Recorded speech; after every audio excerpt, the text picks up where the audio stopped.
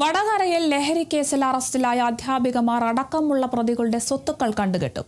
ലഹരി കൈമാറ്റം പിടിക്കപ്പെടാതിരിക്കാൻ അധ്യാപികമാരും കൂട്ടപ്രതികളും വിദേശ നമ്പറുകൾ ഉപയോഗിച്ചിരുന്നതായും പോലീസ് കണ്ടെത്തിയിട്ടുണ്ട്. അന്വേഷണം കേരളത്തിന് പുറത്തേക്ക് വ്യാപിപ്പിക്കുമെന്ന് Kannur range DIG K Karthik വ്യക്തമാക്കി. ഈ കേസിൽ ഇൻവോൾവ് ആയിട്ടുള്ള ബാക്ക്ഗ്രൗണ്ട് നോക്കുമ്പോൾ കുറേ പേര് ഉത്തരവാദപ്പെട്ട സ്ഥാനങ്ങളിലെ ടീച്ചേഴ്സായിട്ട് വർക്ക് ചെയ്യുന്നുണ്ട്. അവരുടെ ഇൻകമെല്ലാം എടുത്ത് പരിശോധിച്ചപ്പോൾ അവർക്ക് സാലറി അല്ലാതെ വേറെ ഒന്നും ഇൻകമില്ല. അപ്പോൾ അങ്ങനെ റൂറൽ ജില്ലാ പോലീസ് മേധാവി മെരിൻ ജോസഫ് അദ്ദേഹത്തിൻ്റെ നേതൃത്വത്തിൽ ഒരു പ്രത്യേക അന്വേഷണ സംഘം ഈ കേസ് വളരെ ഗൗരവമായിട്ട് കാണുകയും ഒരു വ്യക്തിയുടെ അക്കൗണ്ടിൽ തന്നെ നമുക്ക് 1 കോടി അധികം ഫിനാൻഷ്യൽ ട്രാൻസാക്ഷൻസ് ഉണ്ട്.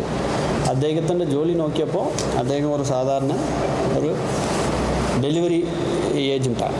അതുപോലെ തന്നെ മറ്റ് പ്രതികളുടെ ട്രാൻസാക്ഷൻസ് നമ്മൾ ഫിനാൻഷ്യൽ ഇൻവെസ്റ്റിഗേഷൻ നടത്തിയപ്പോൾ അവിടെയും ലക്ഷക്കണക്കിന് പൈസ ട്രാൻസാക്ഷൻ നടന്നതായിട്ടാണ് നമ്മൾ മനസ്സിലാക്കുന്നത്. ആ പ്രൊവിഷൻസ് എല്ലാം നമ്മൾ ഈ കേസിൽ ഉപയോഗിച്ച് ഈ സ്വത്തുക്കളെല്ലാം കണ്ടുപിടിക്കും.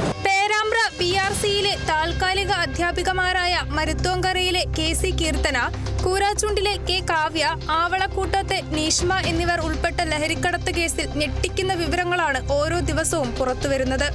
ഇവർക്ക് ലഹരി എത്തിച്ചു നൽകിയ പ്രധാന കണ്ണി കണ്ണൂർ ഇരിട്ടി സ്വദേശിയും ഫുഡ് ഡെലിവറി ബോയിയുമായ ജിജിൻ കുര്യാക്കോസിന്റെ ബാങ്ക് അക്കൗണ്ടിലൂടെ മാത്രം കഴിഞ്ഞ 6 മാസത്തിനിടയിൽ 1 കോടിയിലേറെ രൂപയുടെ ട്രാൻസാക്ഷനാണ് നടന്നത്.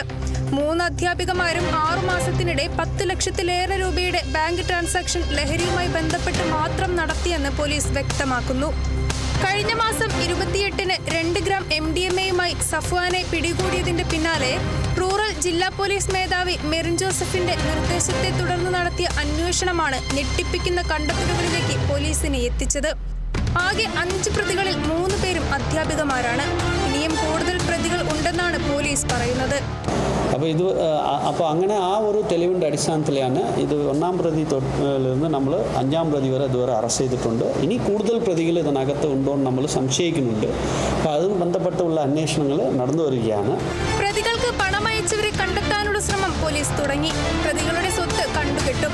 കേരളത്തിന് പുറത്തുനിന്നും പണം വന്നിട്ടുണ്ട് എന്ന് വ്യക്തമായതോടെ അങ്ങോട്ടേക്കും അന്വേഷണം വ്യാപിപ്പിക്കും. ലഹരി കൈമാറ്റം പോലീസ് പിടിക്കാതിരിക്കാൻ അധ്യാപികമാർ അടക്കമുള്ളവർ വിദേശ നമ്പറുകൾ ഉപയോഗിച്ചതായി കണ്ടെത്തിയിട്ടുണ്ട്. ഇത്തരം നമ്പറിൽ വാട്സ്ആപ്പ് ഉപയോഗിച്ചാണ് തട്ടിപ്പ് നടത്തിയത്. നിലവിൽ 5 പ്രതികളും റിമാൻഡിലാണ്. 3 അധ്യാപികമാരെയും സർവീസിൽ നിന്ന് പിരിച്ചുവിട്ടിട്ടുമുണ്ട്. 5 പ്രതികളെയും അടുത്ത ദിവസം കസ്റ്റഡിയിൽ വാങ്ങി ചോദ്യം ചെയ്യാനാണ് അന്വേഷണ സംഘത്തിന്റെ നീക്കം. Kerala vision news, Kozhikode.